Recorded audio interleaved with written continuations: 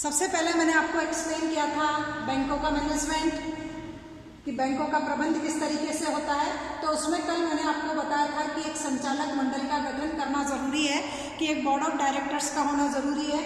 उस board of directors से ही total banking functions operate किए जाएंगे। तो मैंने आपको बताया था कि कौन कौन से पर्सन जो है वो डायरेक्टर्स नहीं हो सकते हैं, जो इंसॉल्वेंट है, अनसाउंड माइंड है, पागल, दिवालिया, अस्वस्थ मस्तिष्क का व्यक्ति, ये डायरेक्टर्स नहीं हो सकते हैं। तो एटलीस्ट डायरेक्टर्स कौन से पर्सन हैं जो एक बैंकिंग कंपनी में डायरेक्टर्स हो सकते हैं। तो किसी भी बैंकिंग कंपनी में डायरेक्टर्स बनने के लिए जो एसेंशियल कंडीशन है, वो एसेंशियल कंडीशन ये है, अकॉर्डिंग टू सेक्शन 10A के अकॉर्डिंग 51% जो है वो पर्टिकुलर किसी फील्ड के स्पेशलिस्ट होना जरूरी है, कि वो किसी भी फील्ड के स्पेशलिस्ट हो।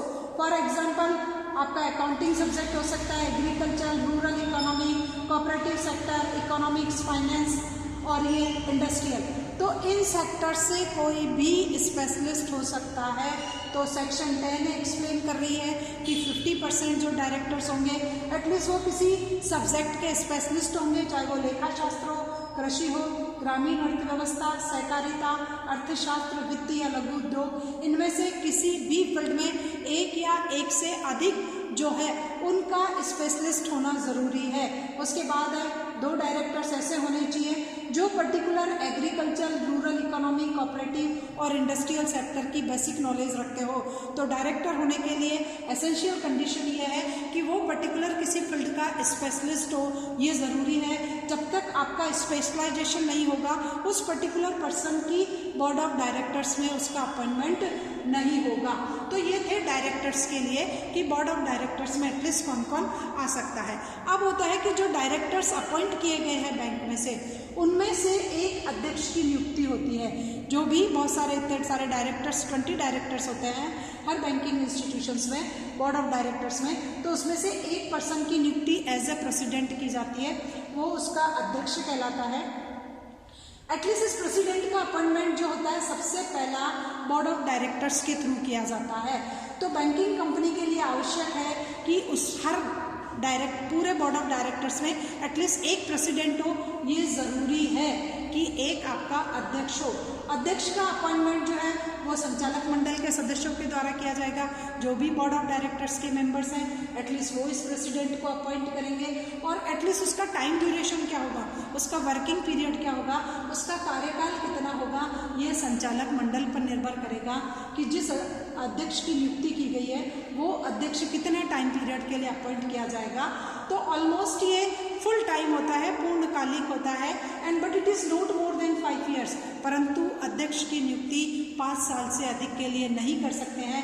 किसी भी जो बैंक में अध्यक्ष बनेगा तो एटलीस्ट वो 5 years के लिए हो सकता है, उससे ज़्यादा के लिए नहीं हो सकता है। तो कौन कौन से पर्सन जो है वो अध्यक्ष के लिए एलिजिबल नहीं है, प्रेसिडेंट के लिए एलिजिबल नहीं है, अध्यक्ष नहीं बन सकते हैं।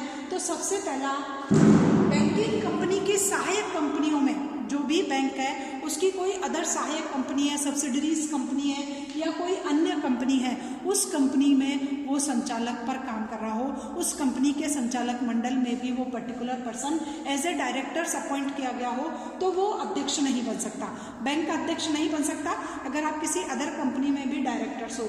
उसके बाद आप व्यापार, व्यवसाय या उद्योग में संलग्न हो, आप उसके साझेदार हो या आप उसके स्वामी हो, या तो आपने ऑनरशिप ले रखी है आपकी खुद की किसी पर्टिकुलर इंडस्ट्री उसमें इन्वॉल्व हो, आप कोई बिजनेस कर रहे हो, या आप उस व्यापार के पार्टनर हो, तो भी आप एटलीस्ट प्रेसिडेंट अपॉइंट नहीं हो सकते अगर आप किसी पर्टिकुलर बिजनेस में इन्वॉल्व हो। उसके बाद है कंपनी या फर्म में हित रखने वाला व्यक्ति, कोई सा ऐसा व्यक्ति जिसका इंटरेस्ट हो किसी फर्म में या किसी कंपनी में, तो एटलीस्ट वो भी प्रेसिडेंट की पोस्ट पर अपॉइंट नहीं हो सकता है जो किसी पर्टिकुलर कंपनी में इंटरेस्ट रखता हो। उसके बाद व्यापारिक, वाणिज्य और औद्योगिक संस्था का संचालक, जो भी डायरेक्टर्स हो किसी भी इंडस्ट्रियल ट्रेड और उस यूनिट्स का अगर कोई डायरेक्टर्स है तो उसको भी एज ए प्रेसिडेंट की पोस्ट पर अपॉइंट नहीं कर सकते। तो ये पर्सन प्रेसिडेंट बनने के एलिजिबल नहीं है जो किसी अदर बिजनेस में इन्वॉल्व है, कंपनी की ऑनरशिप रखते हैं, कंपनी के डायरेक्टर्स हैं, कहीं और पार्टनर कर रहे हैं, तो वो बैंक के डायरेक्टर्स मंडल में अध्यक्ष की नियुक्ति उसकी नहीं हो सकती। उसके बाद है सी पॉइंट, किसी बैंकों के प्रबंध का था संचालक मंडल का गठन, ब था अध्यक्ष की नियुक्ति और स है नियोजन पर प्रतिबंध और रोक कि आप कौन से एडजस्टमेंट नहीं कर सकते हो, क्या नहीं कर पा रहे हो अकॉर्डिंग टू सेक्शन 10 के अकॉर्डिंग। तो सेक्शन 10 के अकॉर्डिंग प्रबंध के लिए प्रबंध अभिकर्ता की नियुक्ति नहीं कर सकते। आपको अगर मैनेजमेंट की रिस्पॉन्सिबिलिटी सौंपी है, आपको बोर्ड ऑफ डायरेक्टर्स बनाया, तो आप अपने कामों के लिए किसी दूसरे पर्सन को एज एन एजेंट अपॉइंट नहीं कर सकते हो। इस पर रेस्ट्रिक्शन है, इस पर बाउंडेशन लगी हुई है अकॉर्डिंग टू सेक्शन 10 के अकॉर्डिंग। दूसरा, जिसका पारिश्रमिक आरबीआई की दृष्टि में ज़्यादा हो, जिसको आरबीआई को लग रहा हो कि इस डायरेक्टर्स का जो पेमेंट बहुत ज़्यादा है अकॉर्डिंग टू आरबीआई के ओपिनियन के अकॉर्डिंग, तो एटलीस्ट उस पर्सन को भी आप मैनेजमेंट में इंक्लूड नहीं कर सकते। अब अगर आपने किसी को प्रेसिडेंट अपॉइंट कर लिया है तो सबसे पहले आप उसको क्या करोगे, आरबीआई से उसकी रिटन परमिशंस लोगे कि हमने इन डायरेक्टर्स में से इसको एज एन जो है एज ए प्रेसिडेंट अपॉइंट किया है। तो आरबीआई से लिखित अनुमति लेना अनिवार्य है। जब भी कोई बैंकिंग संस्था किसी को एज ए प्रेसिडेंट अपॉइंट करती है तो उसको आरबीआई से लिखित अनुमति लेना अनिवार्य है। अकॉर्डिंग टू सेक्शन 36A ये एसेंशियल है कि वो बैंक आरबीआई से लिखित अनुमति ले ले कि हम इस पर्टिकुलर पर्सन को एज ए प्रेसिडेंट अपॉइंट कर रहे हैं। उसके बाद आरबीआई किसी भी उच्च अधिकारी बैंक अधिकारी को हटा सकती है। According to section 36B RBI को यह राइट्स है कि किसी भी हाईएस्ट एपेक्स कैटेगरी की पोस्ट पर अपॉइंटेड जो भी ऑफिसर्स है एटलीस्ट वो उसको उस पोस्ट से हटा सकती है। धारा 36B के अनुसार बैंक को आरबीआई को ऐसे ऑफिसर्स को हटाने का अधिकार है। बैंक के प्रबंध में सुधार लाने के लिए अतिरिक्त संचालकों को नियुक्त कर सकता है। उसके बाद आरबीआई को यह राइट्स है कि अगर आरबीआई चाहता है कि बैंक का मैनेजमेंट में कुछ इम्प्रूवमेंट किया जाए तो बैंक के मैनेजमेंट में इम्प्रूवमेंट करने के लिए वो कुछ अदर डायरेक्टर्स को भी अपॉइंट कर सकता है, कुछ एक्स्ट्रा डायरेक्टर्स भी अपॉइंट किए जा सकते हैं अकॉर्डिंग इसी सेक्शन के अकॉर्डिंग कि मैक्सिमम 5 डायरेक्टर्स को वो और अपॉइंट कर सकता है अगर वो चाह रहा है कि मुझे बैंक में कुछ इम्प्रूवमेंट करना है। तो ये था जो आपका थर्ड था बैंकों का प्रबंध, उससे रिलेटेड ये। उसके बाद आता है बैंकिंग रेगुलेशन एक्ट 1949 का 4th पॉइंट या 4th प्रोविजंस, वोटिंग राइट्स या मताधिकार।